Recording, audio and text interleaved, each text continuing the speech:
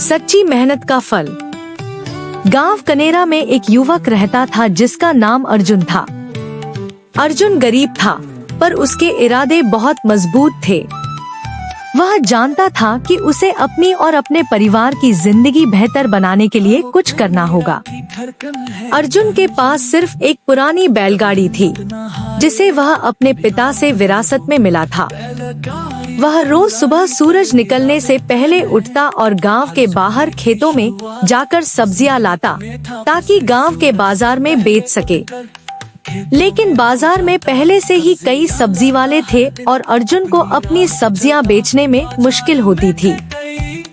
कई बार वह हार मानने की कगार पर होता, लेकिन उसकी माँ हमेशा उसे प्रोत्साहित करती और कहती, बेटा, मेहनत का फल मीठा होता है, बस ईमानदारी से काम करते रहो।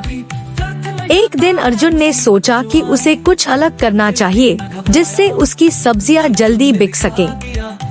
उसने अपनी सब्जियां ताजे पानी से धोकर चमकदार और साफ कर दी और फिर उन्हें बड़े प्यार से सजाकर अपनी बैलगाड़ी पर रखा। उस दिन उसने सोचा कि वह सिर्फ बेचने की नहीं, बल्कि गांव वालों को अपने ताजे फल और सब्जियों के बारे में जागरूक करने का भी काम करेगा।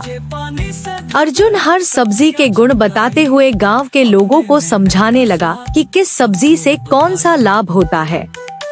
उसकी बातें सुनकर लोग प्रभावित हुए और सब्जियां खरीदने लगे। धीरे धीरे अर्जुन की मेहनत रंग लाने लगी।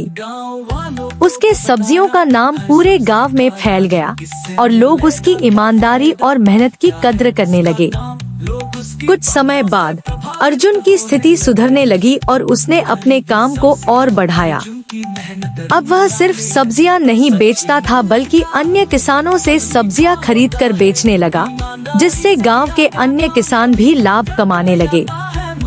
अर्जुन ने अपनी मेहनत और सच्चाई से गांव में बदलाव ला दिया। इस तरह अर्जुन की मेहनत और ईमानदारी ने न सिर्फ उसकी जिंदगी बदली, बल्कि पूरे गांव को एक नई दिशा दिखाई। उसकी कहानी से गांव के लोग सीख गए कि सच्ची मेहनत और ईमानदारी से किया गया काम कभी व्यर्थ नहीं जाता। इसे हमें यह सीख मिलती है कि सच्ची मेहनत और ईमानदारी से किया गया काम हमेशा रंग लाता है। चाहे कितनी भी मुश्किलें क्यों न आए, अगर मन में लगन और इरादा पक्का हो तो सफलता अवश्य मिलती है।